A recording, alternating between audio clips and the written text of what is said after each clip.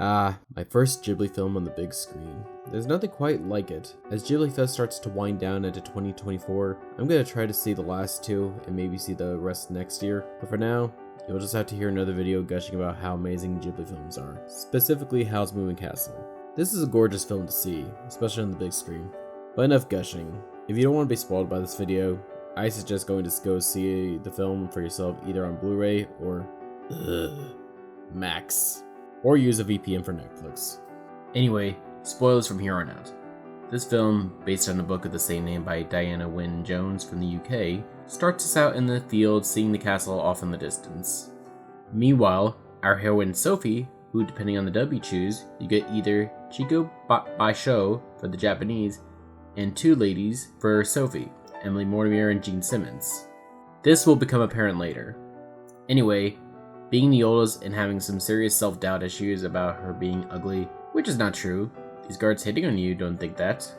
This is also introducing Howl, played by Takio Kimura and Christian Bale. After a few magic tricks and following the yellow sun-kissed road, and doing the Miyazaki trope of flying in the air, after dropping her off, Sophie talks to her sister and returns to the shop only to encounter the Wicked Witch of the Waste. Voiced by Akihiro Miwa and Lauren Bacall, she puts a curse on her in order to draw Howl out of hiding, a curse that makes her old. I will say that getting older now and understanding the struggle a little, and it is pretty scary to go from 18 to 80. Anyway, sleeping on it didn't work, so she decided to head to Howl's castle that she knows is somewhere west of Kansas. While heading down an empty road and taking a rest, she finds the Scarecrow, Turnip Head. He not only helps with the cane, but getting her into the castle. She comes inside to find it very dirty and unkempt. After making herself at home, the cowardly lion, Calcifer, played by Tatsuya Ganshin and Billy Crystal, makes his debut as Fire Demon that works for Howl, as far as hot water and moving the castle is concerned. While waiting for Howl to show up, Markle is busy doing work, for some reason needing a disguise, but I guess this was to introduce the plot device for later use. A magical castle that's able to have multiple locations, all with different aliases. This is a magic house, isn't it? Being hungry after a long trip and sleeping for a bit, she decides to take up the cooking and the cleaning of the castle, not only for a reason to be there, but to figure out if the witch would show up or if Howl knows about her. We get a bit of breathing room. This part you just see Sophie and Markle do chores together, cooking, cleaning, going shopping. Eventually, Sophie did the biggest sin of all, turned our beautiful blonde into a ginger! Of course, having a crisis at this, he's dragged to bed to get some rest. Earlier, he was told he had to meet with the Queen, and comes up with the idea to send Sophie instead. On the way to see the Queen, we run into not only the Wicked Witch of the Waste, but the little dog too, Toto, where we get the most epic races that there is.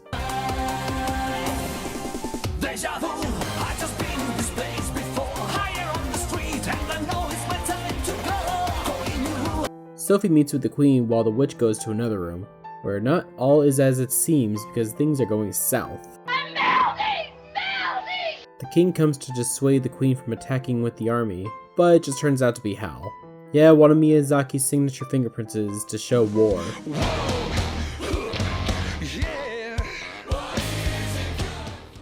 Anyway, the Queen doesn't really like this and does a cool battle with Howl, while Sophie and the witch hang on for dear life. They escape back to the castle with Howl's help. Also, 2 fingerprints here since they go flying in the air, and some weird plane thing. Not complaining, I want this weird biplane thing. Sophie decides to go pull Harrison Ford, getting into the castle, and gets eaten. Why, yes! Plan, go! While waiting for Howl, Calcifer starts moving the castle. While the castle is moving, they just go and sleep in the rubble. Howl returns, but definitely in rough shape, and Sophie goes to check on him. While we wait for Sophie to check on Howl, we should bring up the character design transformation. It's not exactly subtle, but is nice to see throughout the movie.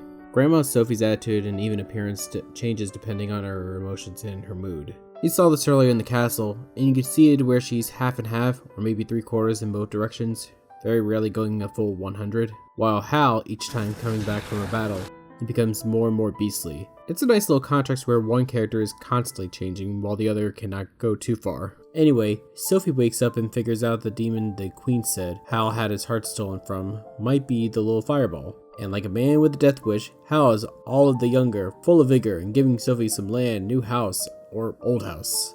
Before they could talk some more, Battleship releasing a bunch of wizard demons, Hal yeets Sophie back into the house. Sophie doesn't have much of a poker face because everyone knows she's in love with Hal, even the senile old witch. Then her mother shows up to take her away, but chooses to stick around. For some reason, she's more excited than heartbroken that her kid now looks older than her own mother. Of course, this was all going according to plan. We just hang out at the house, eating, smoking, drinking. Meanwhile, Hal is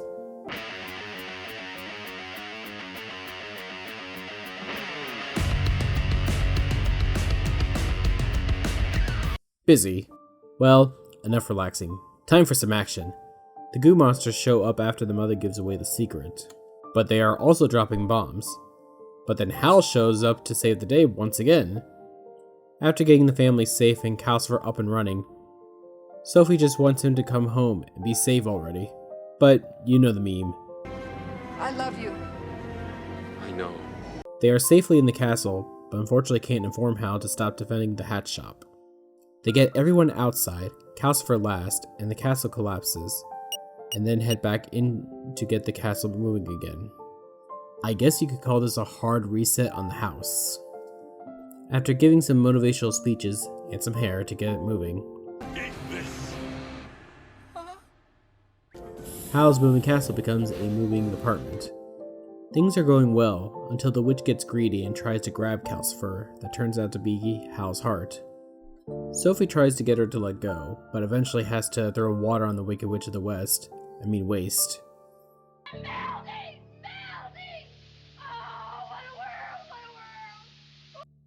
The apartment falls apart and Sophie is left to contemplate if she killed two birds with one stone. But Deus Ex Ring shows me the way.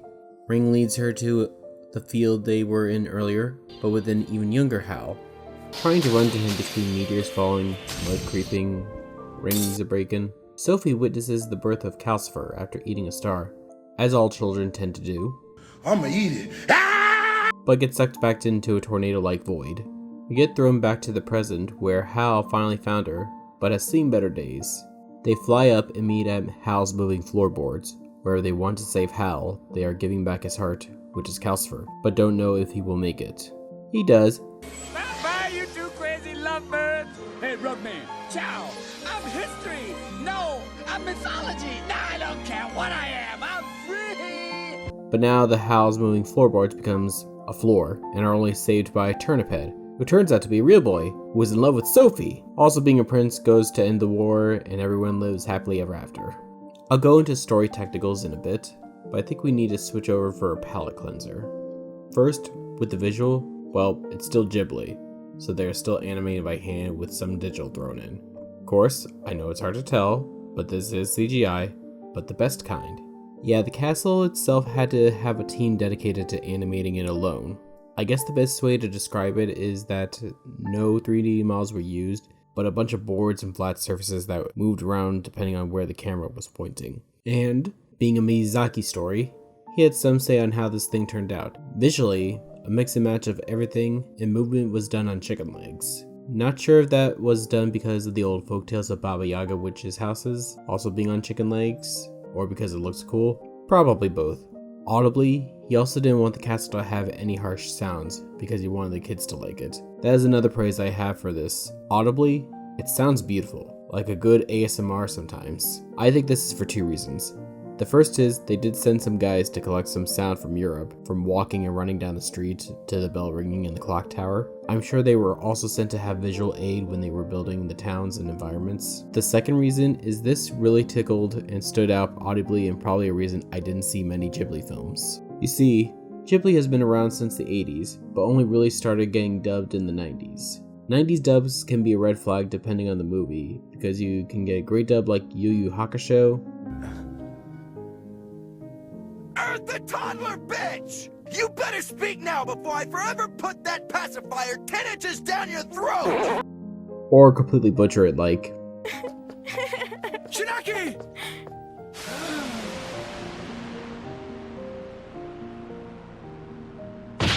Oh my God! What happened? There's been a suicide. Somebody And since Ghibli films are almost always family movies, they are no exception. The only exception was Princess Mononoke, and they literally had to send a sword to get the point across. The rest that got dubbed, they got children movie dubbed, or a better way to put it would be constant noise. I'm not sure why this was done or is still being done today, but either a lot of music, singing, or talking will be dubbed into animated children's movies, never giving a second to slow down. My guess is so that there is constant stimulation either visually or audibly, like a ride at Disney World. Anyway, back to Howl. I noticed this sometimes when the characters were not talking and no giant grand epic music or scene was going on. You just heard little sounds like moving small things around, the sounds of cobblestone as they are walking, or just some people in the background, or just the wind, grass. I wish kids would get more movies like this, that teaches them patience and the appreciation of atmosphere. Of course, nothing could beat the original dub, but Pixar did do a good job bringing this over to the States. Anyway, the story. How is the story? I think it takes an interesting approach to having self-confidence. You can literally see with Sophie, when she is happy and confident, she gets younger, and her hair goes back to normal. Or she gets self-conscious and she turns old, but she usually stays somewhere in the middle. So good lesson on that, but the story can still use some fine-tuning. There are things and plot lines that kinda go nowhere, like why all the disguises? Why play both sides? Why is this war still going on? What caused the war? These can be answered by the author and director. This movie, from what I could tell, is an amalgamation of all the stories and plot lines from the book. And because Miyazaki is a die-hard pacifist, this being 2004 to 2005 was a statement about the Iraq War. So, an amalgamation of stories mixed with the political environment at the time, a few things might get lost. This doesn't make it a bad movie. I liked it, but like towards the end where things just start happening and just kind of falls into place one after the other. Normally, I wouldn't like that, but it's the end of the movie, it's been 2 hours, but didn't feel like it. I say that's one of the highest praises I can give a film. Since Pixar was taking over for releasing the Ghibli movies in the US, how are the performances? Of course, the original Japanese will have a leg up over the dub, but getting Christian Bale right before Batman was about to drop was a good start. The mixing between Emily Mortimer and Jane Simmons is fun, both visually and audibly. You see Sophie change, and hearing the voices switch from young girl to old woman and back again is seamless. Some voice acting tropes just won't die. In this case, getting a comedian to voice a mythical creature and throw a few jokes here and there. Oh, don't worry, Billy Crystal is excellent here. This was mid-2000s Billy, so he was still doing the great Mike Wazowski. Mike Wazowski! Yeah, sure, step aside, kid, we're not...